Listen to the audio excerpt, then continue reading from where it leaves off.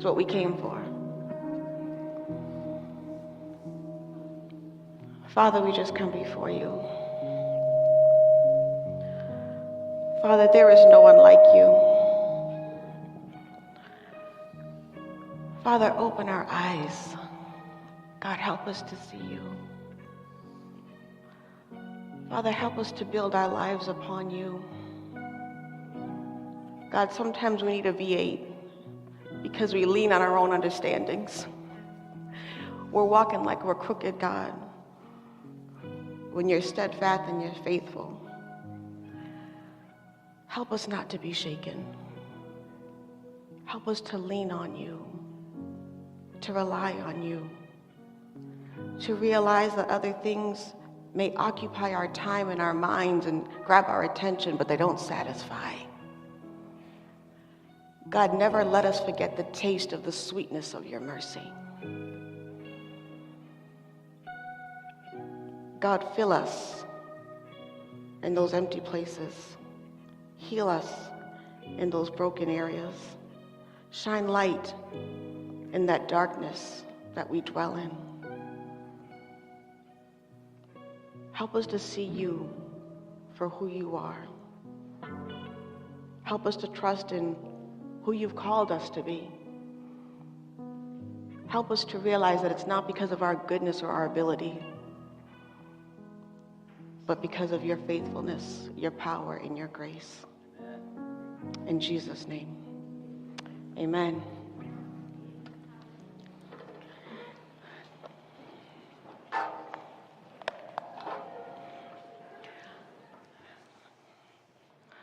Good morning, everyone. Welcome to Fusion. Thank you, worship team, for bringing us right into the presence of the Lord. For those who don't know, I'm Torri. I'm one of the pastors here. Good morning. And we have Sunday school, for those who aren't familiar. Little people go that way. 3 and under? 5 and under this way. 12 to 6 that way. Okay. Thank you, teachers and parents and people who brought them.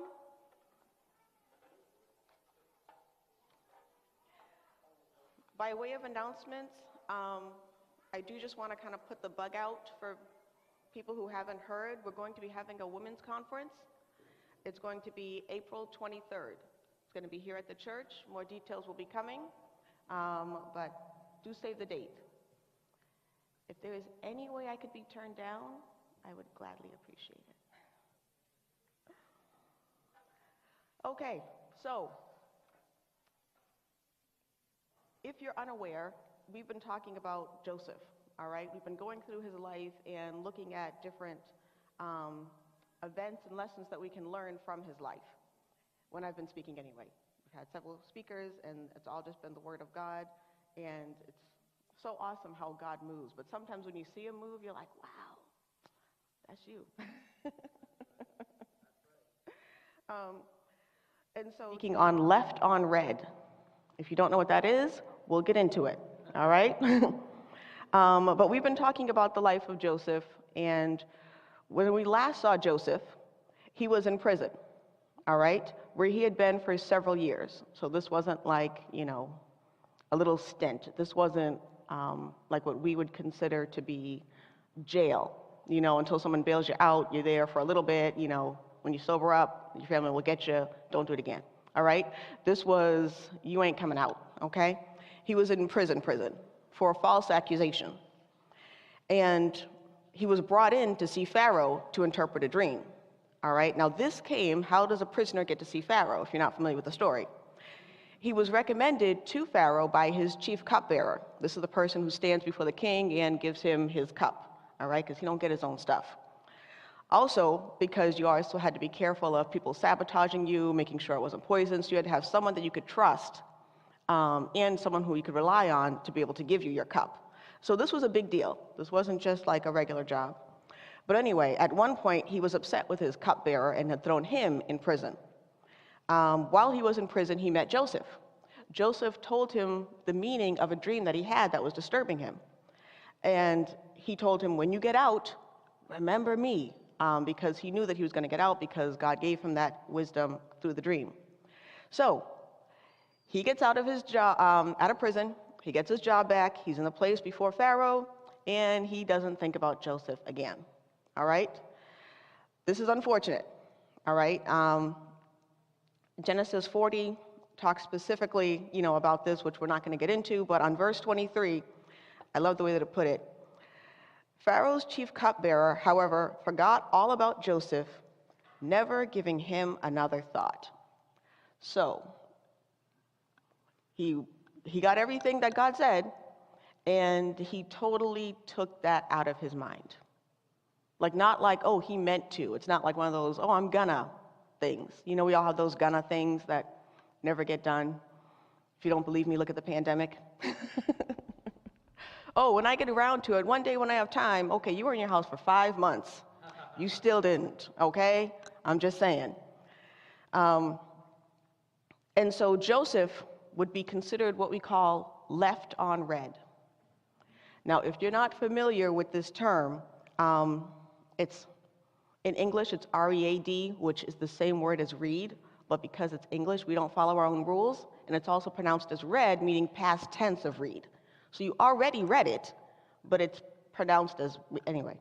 So when someone is left on red, okay, this means if you've ever sent someone like a text message or a WhatsApp, or there's different things, social media, whatever, but you can see when a message has been sent based on what you're using, okay? So it shows like 1 check if the message has been sent, 2 checks if the message has been received. It went through. It's not the service carrier. The checks might change a different, you good? Okay. Might change a different color once the message has been read, meaning that the receiver, the person you sent it to, received the message, saw it, looked at it, and we're assuming they read it, okay? So there is no problem in the delivery of the message. The message was received.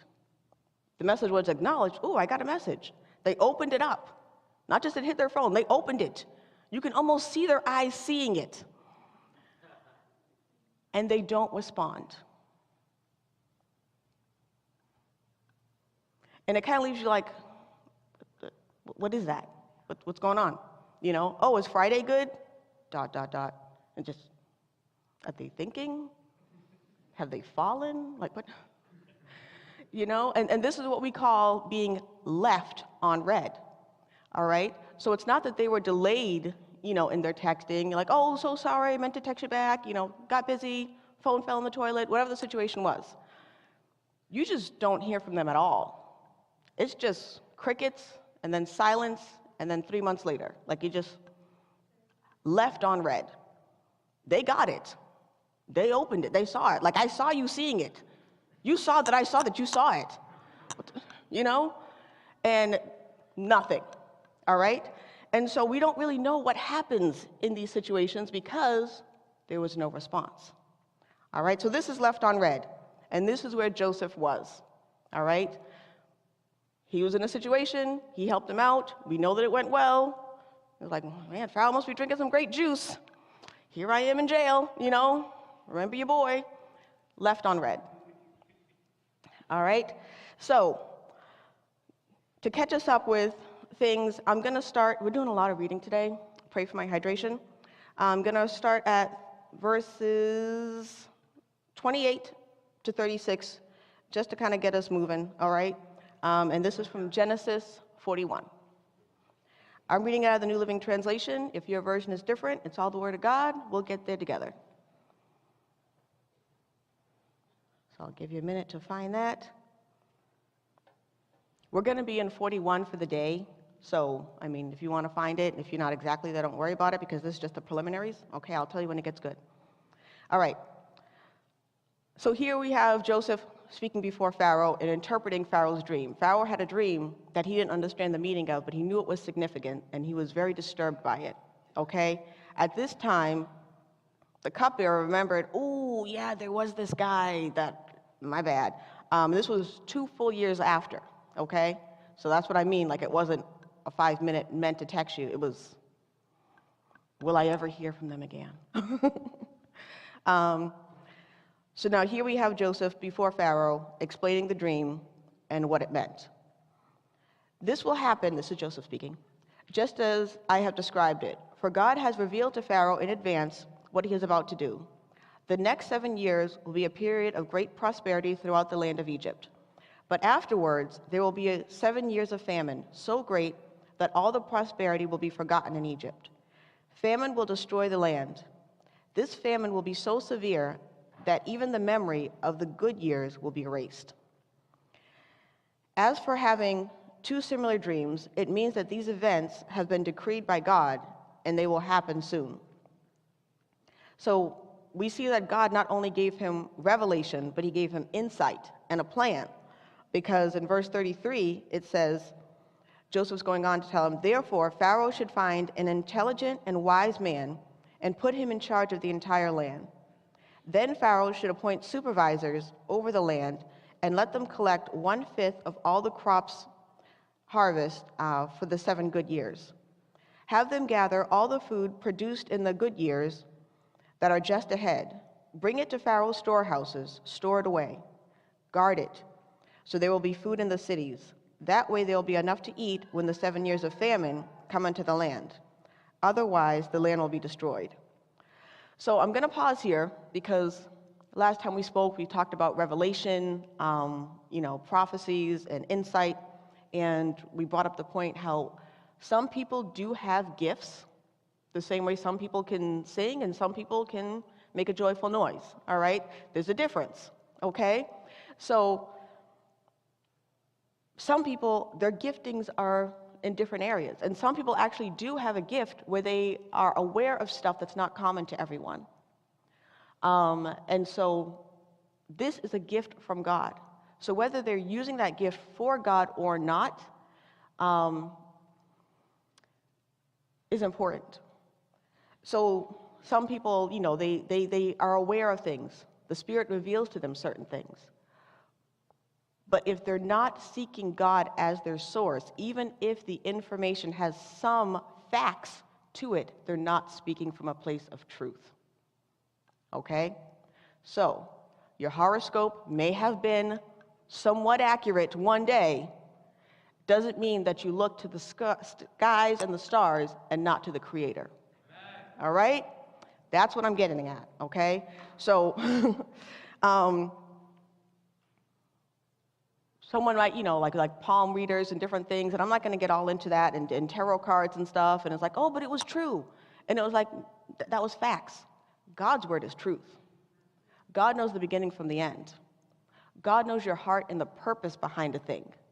So whether they had some gift that they're, and maybe they don't know that they're misusing it, have been able to tell you something that was factual, or something had been revealed to them, you really don't want to take that if their source is coming from other than God. Okay?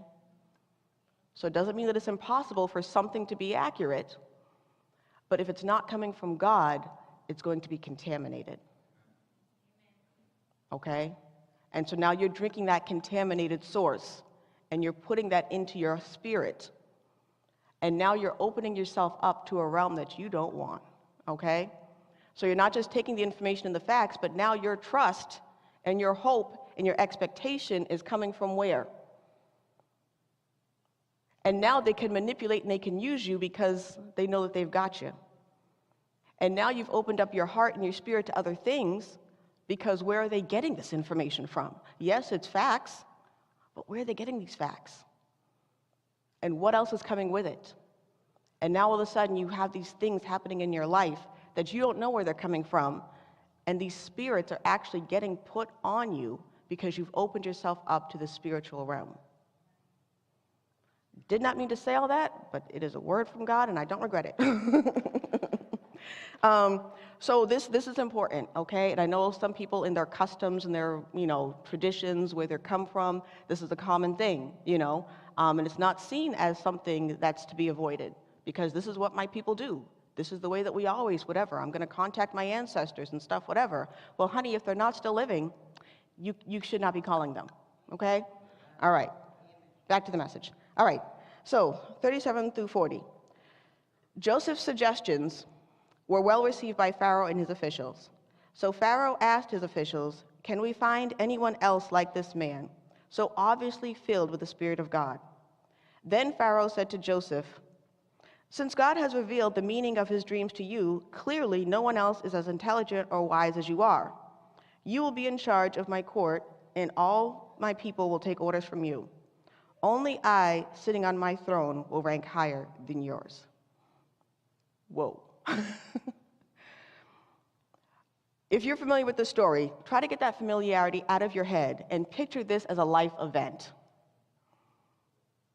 Let's picture this country, all right?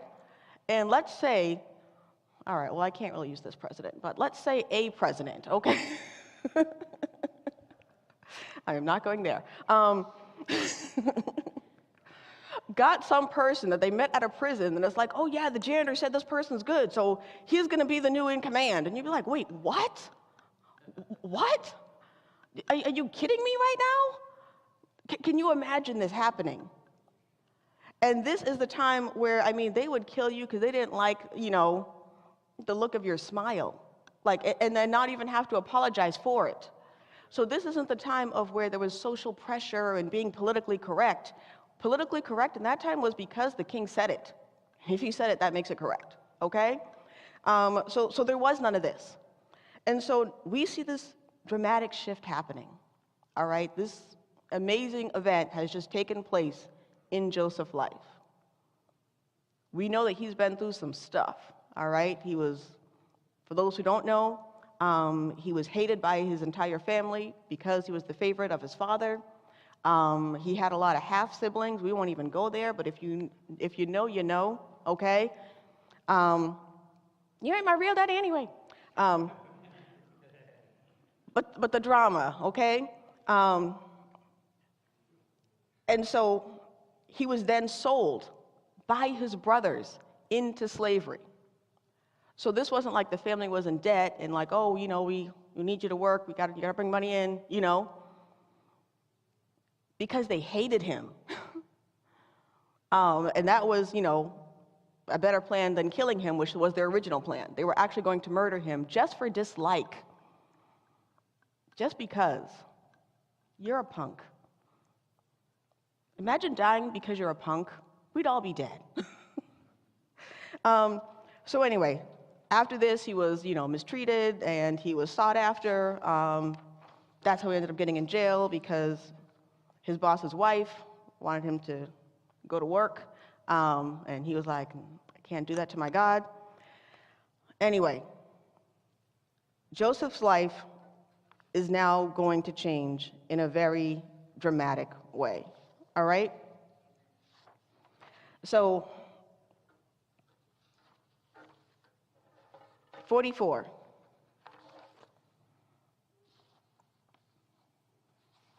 And 43. No, we'll start at 41. We'll go 41 to 44. That's where we're going. Okay. So Pharaoh said to Joseph, here's Joseph in this position, totally unexpected. I hereby put you in charge of the entire land of Egypt. Then Pharaoh removed his signet ring. Back then, they had this ring that they used to sign orders with, So if there was a decree or something made, instead of having to read all stuff, whatever, they're like, shh, you got the seal of approval. Okay, that's what, see, okay. So he gave him all his authority by doing this. So this isn't just like, oh, and then Joseph got some jewelry. That's not what this is talking about. He says, you represent me. All the power that I have, all the whatever, it's now you, okay? So Pharaoh removed his signet ring and placed it on Joseph's finger. He then dressed him in fine linen clothing and hung a gold chain around his neck. Then he had Joseph ride in the chariot reserved for the second in command. And wherever Joseph went, the command was shouted, kneel down, get on your knees, okay? So Pharaoh put Joseph in charge of all Egypt. And Pharaoh said to him, I am Pharaoh, but no one will lift a hand or foot in the entire land of Egypt without your approval. Wow. So we're not talking about promotion, you know? We're talking about an entire change of life. Now, Joseph, when he lived at home, you know, his father trusted him, and so he put him in charge of things, keep an eye on your brothers, tell me if they're goofing off. When Joseph was sold as a slave, he was a good worker, and so he got put in charge of Potiphar's house, who was his master. When he got thrown in prison, he got put in charge of the prison. So being in charge of things wasn't something that was unusual to him. Running the entire land that you're a foreigner to, what? Which I just want to speak to my people who aren't from this country originally, okay? This is a side note. But you might feel that the situations that happened in your life that brought you here, you might not fully understand or think that it's for one thing. But the Spirit of God has just impressed upon me that you're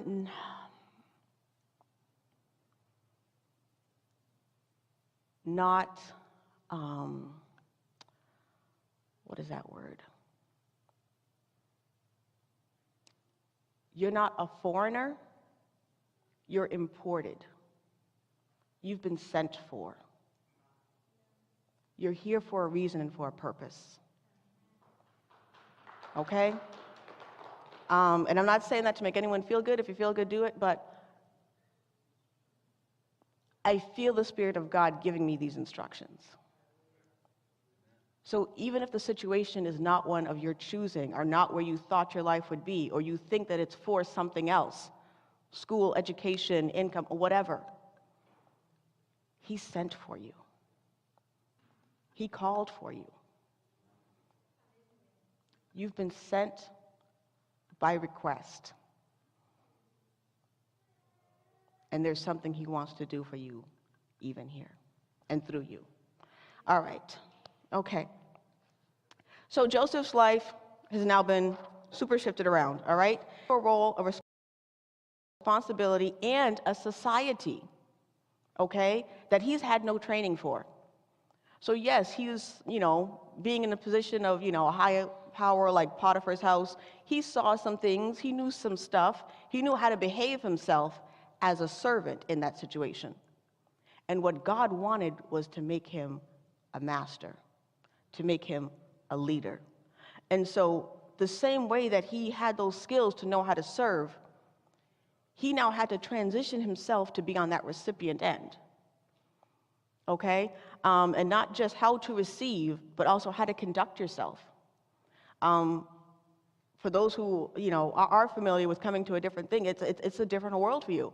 I saw someone the other night in Market Basket, and they were on their phone, but they were like making like these videos, and I'm like, what is,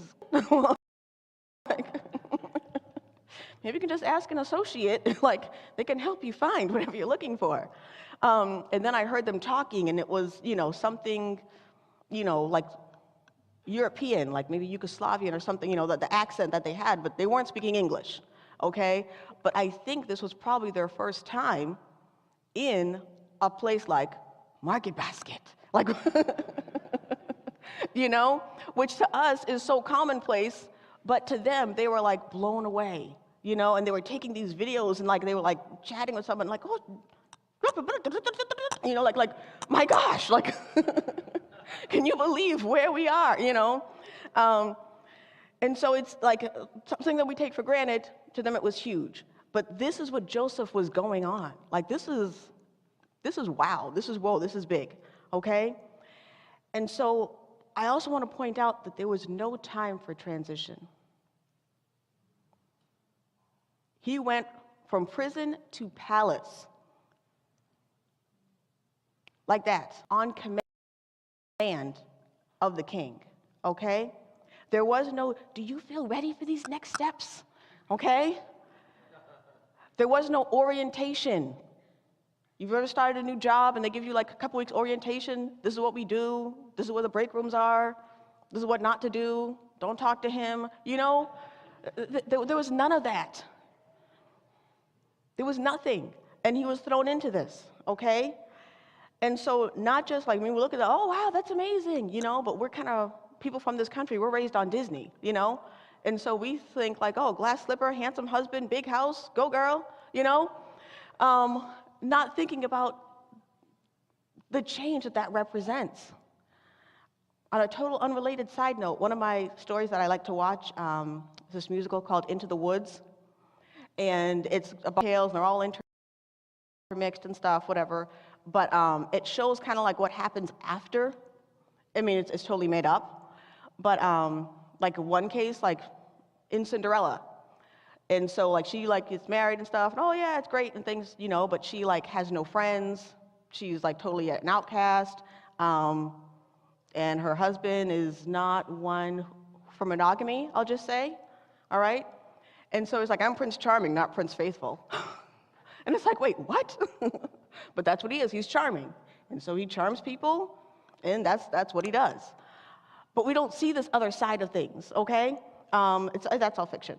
But I want to kind of point out the dramatic shift that has happened in his life, okay? Not as just like, oh, that's really great, that's really cool, but there's new pressures.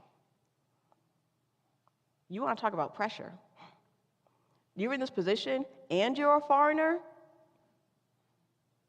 You don't think there was some side eye? There was. Try messing up. Try not getting that right. See how that goes, okay? All of a sudden, all these changes, all sudden changes and all severe. Yes, he had power and authority, but if you think that he went, to the Egyptian club every night and, was tearing it up, that he would keep that position, don't think for a minute that even in his position, he wasn't being constantly scrutinized. How's it going, Joseph? What is it, And it's kind of one of those situations where if they needed to ask, the answer's already wrong. I don't know if you had ever known those people, but if you've ever been in like one of those arguments with those people, what's wrong? I just find it funny that, oh gosh, then why did you say nothing?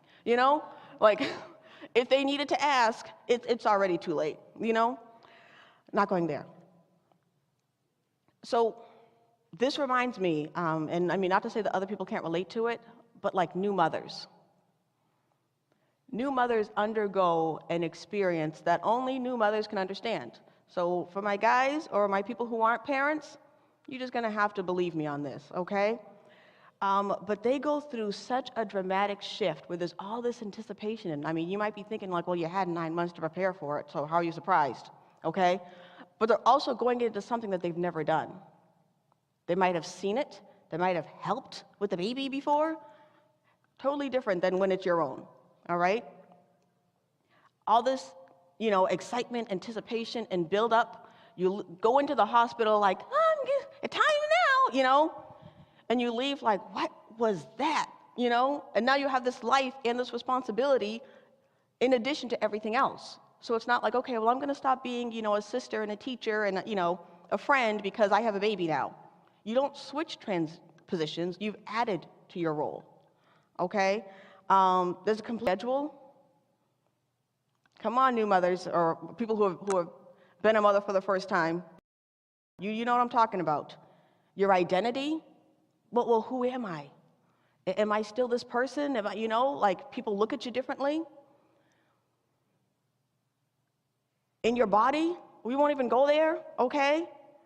Everything about you is different. And not only is it different, but it's different forevermore.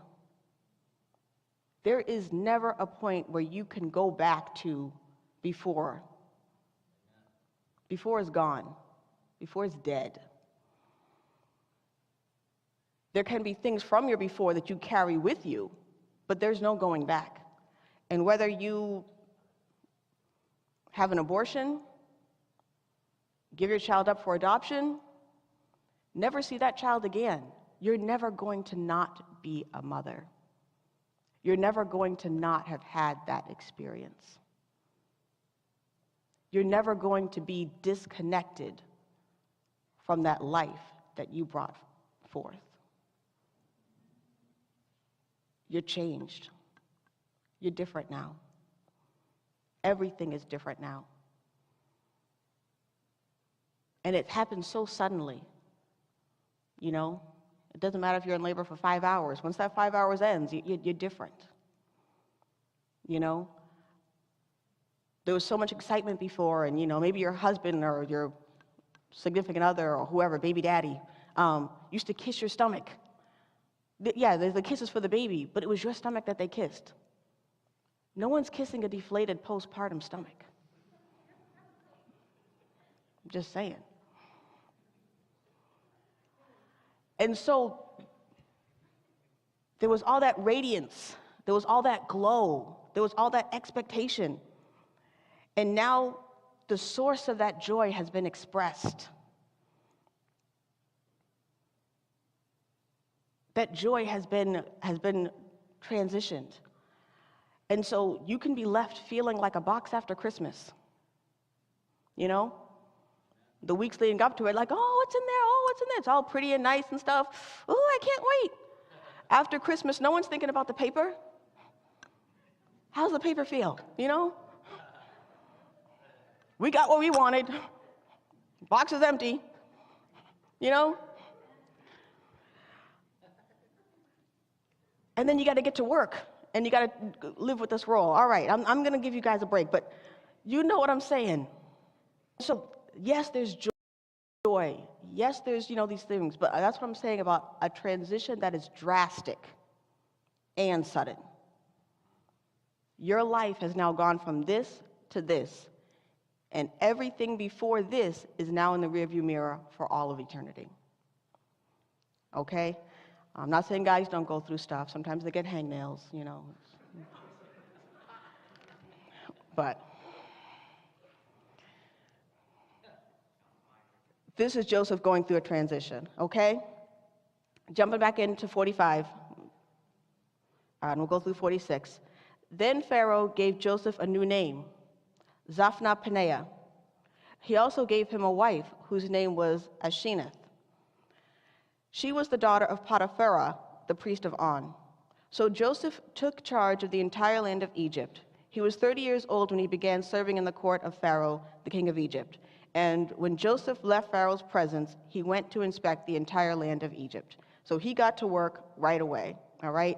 He's in this new position. There's lots of glory. Everyone's kneeling down every time he comes, which I'm sure the first time they gave that command, because this is something that, you know, was common in their society, I'm sure the first time that the command was, you know, shouted, kneel down, I'm sure he went like, he almost took a knee because he's so used to being in this position and not in this, you know?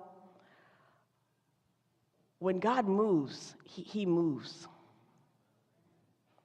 When God moves, he doesn't check, are you ready for this next thing? When God gives you a vision, when God gives you a dream, when God gives you insight, when God wrote purpose into your destiny before he had your mother meet your father, there was no, do you consent to this? The destiny that I have on your life? And I want you to be aware of this because God is about to do something.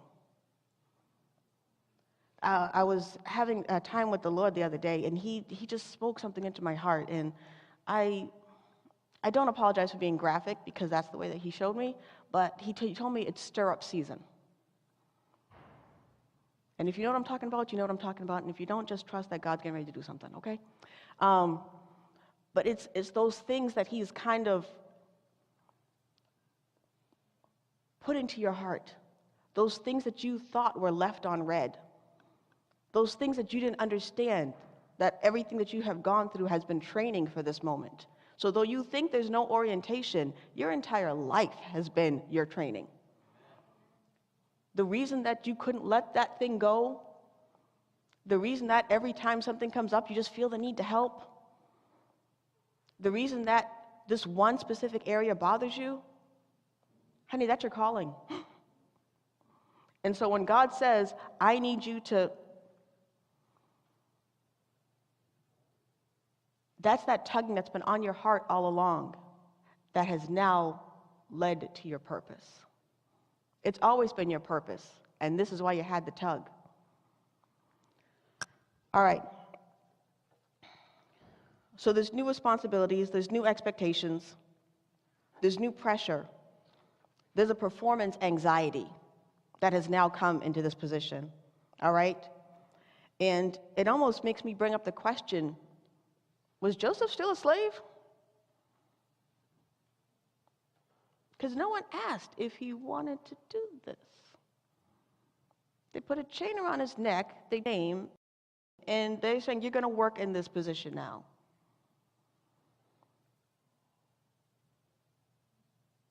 And Joseph immediately began to serve Pharaoh.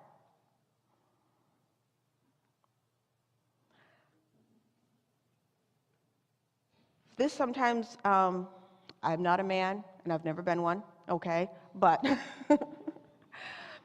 I'm told that men are very identified by their jobs, by the work that they do, okay?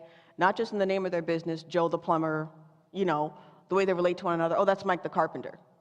Okay, well, don't you also go bowling with him? Because why isn't he Mike the bowler, you know? But they're identified, and they identify themselves by their work, all right?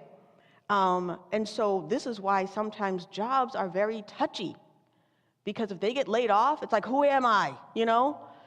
And I'm not saying that in a mocking way, but it affects them dramatically. What do I have to offer the world if it's not the skills that I bring to the table? Who am I really as a person? And they kind of leave these questions unread. It comes up in their heart and in their life from time to time, but as long as they can be busy doing, they don't really feel they have to answer it. I'm not going to make eye contact with anyone. But that purpose and that identity, okay, aware of it, has been seen, but not responded to. All right, 47. As predicted, for 7 years, the land produced bumper crops. For those who aren't familiar with farming, that means that you got like a major harvest, like a super unexpected, sometimes in amounts, sometimes in quality, sometimes in, you know, both. But these awesome crops that were like super amazing, almost like a double harvest, okay? 48. During those years, Joseph gathered all the crops grown in Egypt and stored the grain in the surrounding fields in the cities. He piled up huge amounts of grain like sand on the seashore. Finally, he stopped keeping records because there was too much to measure. All right? So God is true to his word. He said this was going to happen. This has happened. All right, now we're going to get into verses 50 to 52, and I'm just going to let you know this is where we're going to park. All right? So get out of the car. We've arrived. All right? During this time, before the famine years, 2 sons were born to Joseph and his wife, Ashana. I don't know what her name is. Please don't tell her I mispronounced it. The daughter of Potiphar, the priest of On. Joseph named his older son Manasseh, for he said, God has made me forget all my troubles and everyone in my father's family. Joseph named his second son Ephraim, for he said, God has made me fruitful in the land of my grief. So during this time, we see things are good, life is going well. Joseph is living his best life, okay? He's at a place where he's not having to constantly question why. Even if he is still serving, he at least has some authority. He has some, you know, position. He has all these benefits, all right? He got this wife, he has these kids, he's prospering in his job, he's killing it. During this, I'm going to call this a drama pause, because we know his life is full of a lot of, you know, situations. And here is where we get a glimpse of what's going on in his heart. This story, if you've noticed, is written from like a narrative point of view. This happened, and then this, and then this, and then this. That's different than something that's been told firsthand, okay? So, like, my mother always says this about the way that her and my dad tell stories. My dad will tell you stories with the facts, almost as if he wasn't there, you know? I went to the store, got some milk, and I came home, you know? And my mother, oh my goodness, like, she has to start on Wednesday to tell you what happened on Sunday, you know? Well, my left toe itched, and I knew that meant, I'm like, wait, what? Like, I thought you were going to tell me about milk. Like, what? So when I saw her, she reminded me of the girl I went to preschool with, and I'm like, Mom, what? You know? And then I felt, oh, well, what if we're, you know? So I know what she thought, I know what she felt, I know what she ate. Like, I still don't know what happened, but she says she likes to fill in all the details, you know? And so here we see the story of just facts. He was thrown in jail, they lied, this.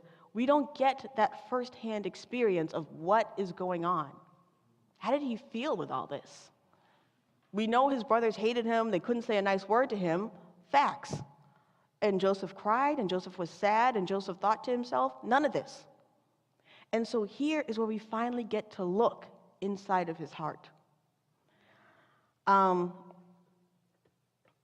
See what he's thinking, what's going on inside of him, all right? And how do I know that? Because of what he's saying is happening. In verse 51, Joseph named his older son Manasseh. Manasseh sounds like the Hebrew word meaning cause to forget, all right? For he said, God has made me forget my troubles and everyone in my father's house. Now, remember when we talked before about birthmarks? And basically, that I was using that as a term to mean something that affected the timing of your birth or what happened during that process or that time in life. It has nothing to do with you, but it affects you in a very strong way, okay? Like birth order. I apologized to my kid the other day because she's the youngest, and I'm like, you don't know it, but you had an awesome mom. Like, you know, I'm not that person anymore, but you missed it. I'm sorry. Like, I was really good, like, at what I did. Like, you know, now I literally sometimes send a text and be like, dinner's ready. And like, oh, what is it? Whatever you want to make. My kids will tell you it's true. Whereas my older ones, you know the cheese in a can? And not that I would buy it all the time, but sometimes they'd be like, oh, because I used to be like healthy and like, yeah, not to let them eat stuff, gone. But when they wanted, that was like a treat to have cheese in a can. And they would have like, you know, the crackers, the club crackers, like little rectangles. And so I used to ask them what they wanted on their club crackers. And then I would make in the cheese the shape. I want a truck, okay. And I would make trucks on the cheese crackers. This is the woman I was, okay. So when when my later kids and stuff are eating cereal for dinner and stuff, and it's like, yeah, you know what? Just so you know, I was really good at this. I'm just not there anymore, all right? And so God has caused him to forget. So these birthmarks, these things that happen around the time of your birth, they have nothing to do with them, nothing wrong with the younger kids. They're just not getting that same mom that the older kids got, you know? And so these are birthmarks. These are things around your birth that affect you even though you had nothing to do with it, okay? The same way you can come up with a birthmark or a freckle and stuff, whatever, it is what it is. Same thing in your life, all right? Your mom might look at you a certain way because she don't like your dad. He ain't even there. You're still your dad's kid. You still gotta live with it. That's your birthmark, okay? So here we see Manasseh's birthmark. His birth commemorated. It marked the acknowledgement of a shift in Joseph's life. This is where Joseph said, things from now on have changed. He's making a declaration. He's using this as a time to intentionally forget, okay? So before we know that Joseph was making it his life's mission to kind of return to his father's house. Remember when he was in prison with the cupbearer and he was like, please let them know so I can get out of here. Like, I'm not even from this land. I just want to go home, you know, clicking these heels and nothing's working, you know? He couldn't get back to where he was from. And now he said, you know what? Whatever's going on in my father's house, that's my father's house. This is my house. This is where I am now. This is where God would have me to be. This is the work that I have to do. I don't know what's going on with them, and I'm going to leave that on red. Are they looking for me? Will I ever get home? God, what am I going to do? Those unanswered questions.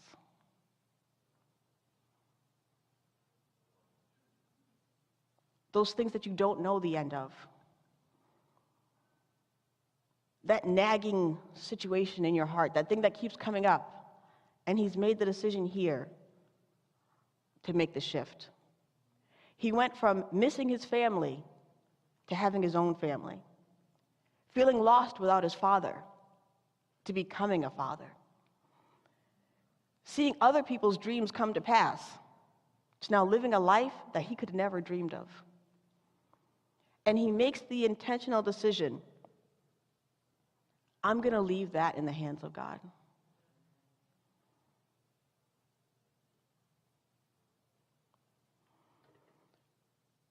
What's not mentioned is that how he was, a foreigner in this land, but how he's now made this land his home. He's transitioned himself. He's repurposed himself. Where his life is not for me to do what other people expect of me, but for me to take on the role and the assignment that I've been given by the King. That's a word. That's a word. Take that. When we hear the word forget, sometimes we think that it's something that falls from your mind, something that you're unaware of, that you didn't know that it happened. Early in the pandemic, when everyone was wearing their masks everywhere, but it was new to us. And so how many people have done it or seen people do it? They go to the store and then you got to go back to the car because you forgot your mask, because you couldn't go anywhere without the mask, all right? But it wasn't something we were accustomed to. And so it's not like, I'm going to go in the store and break the rules, go in there showing my naked face, But we weren't accustomed to that, and so it wasn't something on our mind. And then when we got brought to our mind, my mask, I had to go back in to get it. That's forgetting. That's what we're typically used to when we hear forget, all right? There's another forget that's like a neglect. Now, when you neglect something, you fail to pay attention to it, okay? So like a plant. You see the plant, you're aware of the plant, you walk by it, every day, but you haven't watered it. That's neglect. You failed to pay attention to it, okay? That's another type of forget. But here, we see a forget that's an intentional forget. I mean this. I'm going to make up in my mind not to remember it. This is the type of forget that Joseph had. This is where I want us to get to, okay? It's a decision not to remember.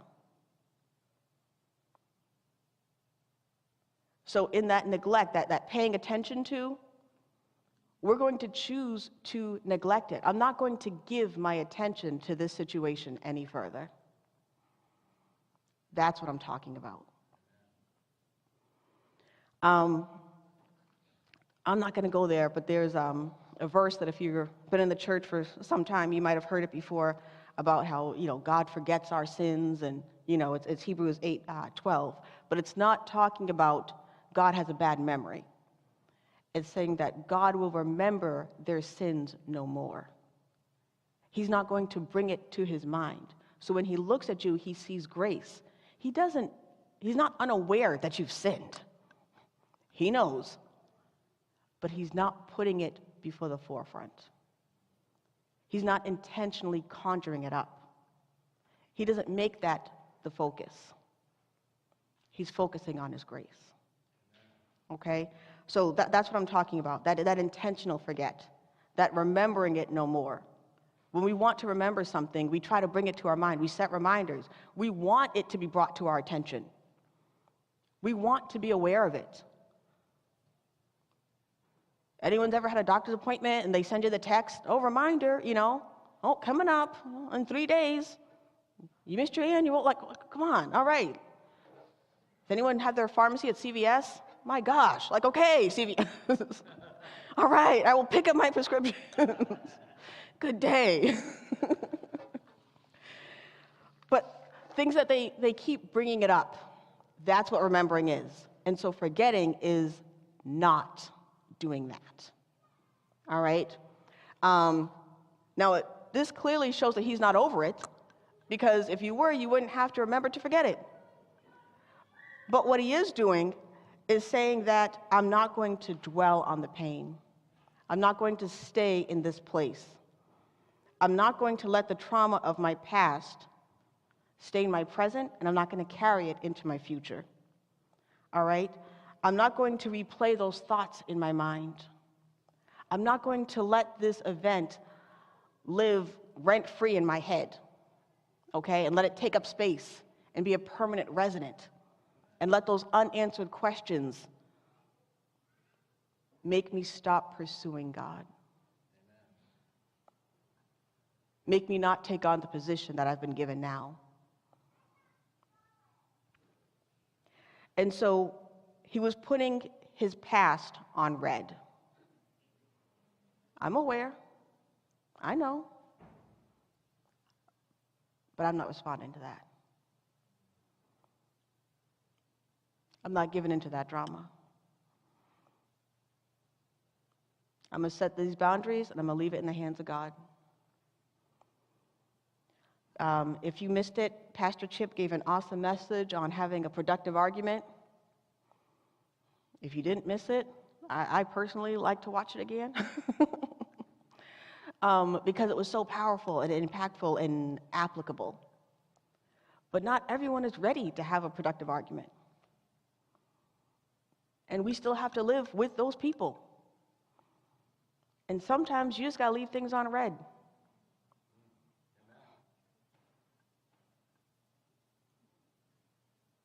Whatever that looks like in your life, okay, God, help me not to sin in the in-between. Help me not to be the one to hold the offense.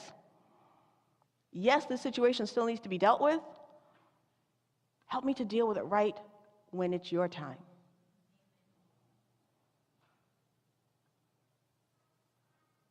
And leave that thing on red. And this is tough for us because we as humans, we want closure. We want the happily ever after. We want and he was never seen from again. We want we want to not just get revenge, but we want to know what the revenge was. That person that whips you off and stuff, whatever, and then there's whatever, and you're like, oh, where's a cop when you need one,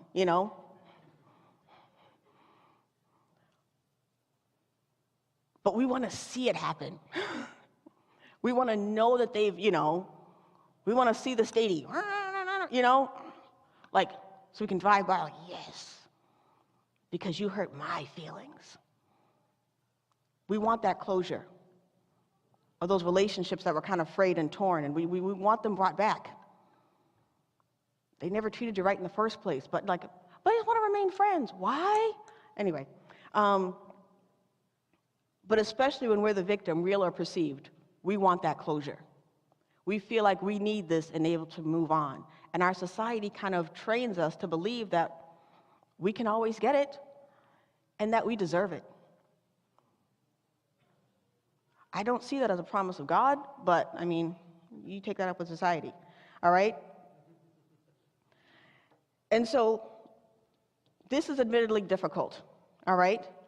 And I think that it's the hardest when it's ourselves who's both the victim and the person that's been hurt. Because we do things to let ourselves down. We do things, I'm never going to do that again. 5 minutes later. We do things that we regret. We do things that have hurt people that we loved.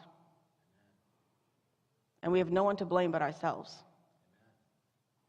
Sometimes we're the bad guy. And so Romans talks about this in 7:21 through 25. You can look it up in your time. But he talks about those things that I actually wanted to do good, and I failed. And those things that I didn't want to do, I ended up doing. Like, what a miserable person I am. Who can deliver me but God? And that's the key, but God. All right? So sometimes we can't make amends. Not yet, or not at all. And I'm not suggesting, I am not saying that we ignore what we can deal with, or that we delay what God is specifically instructing us to work on or address. That's not what I'm saying. Don't be like, oh, well, God, the preacher. No, I did not. Don't you put me in that. But what I'm saying is some things that we have brought before God, that we've confessed, that we're aware of, that we've taken our accountability for, that we've repented, meaning turned from, meaning not something that we're going to intentionally continue to try to do, that we then need to leave that on red. Yes, it happened. Yes, I'm guilty. Yes is the situation. God, I give you my past. I trust that you are so capable that I can give this to you, that you can handle it. I'm going to call the worship team up, and I want us to kind of get in that place where we sit with ourselves and we kind of acknowledge those things that we know about, and we know that we know about, and God knows that we know about. He's seen that we've seen it, but that we just kind of left it on red. Those things that he's kind of nagged on us in our hearts to go back and to seek his face on them. Those things that aren't ready yet to come to conclusion, that God is still working on, that we're going to trust him with and leave it on red until he brings it in his time. There's a passage at the beginning of chapter 41 where it says 2 full years after Joseph was forgotten about, that Pharaoh had this dream. So sometimes I'm like, well, why couldn't this be after? Why couldn't this be before? Like, But if he was brought out beforehand, guess what he would have gotten? Employed somewhere doing who knows what, for who knows who, for who knows how long, switched and changed around like a pair of, clothes between friends. And he wouldn't have been in the position to do the thing that God had brought him there to do. And so God had to put him almost on layaway and keep him in that place, even though it was unpleasant, even though it was uncertain, even though it was undeserved. And he had to sit there and be left on red and feel like he was forgotten and not have the answers that he needed, so that at the fullness of time, and not 1 hour sooner, God could bring him out and put him where he wanted him to be.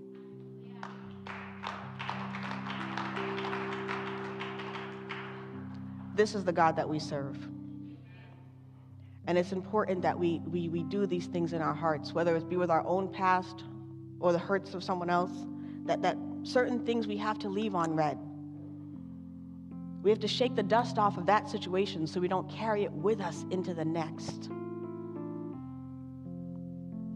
So we don't have the stain of our yesterday soiling everything we touch in our future. We can't allow our past rejections, frustrations, guilt, shame, lower our expectation of what God has for us, because he is yet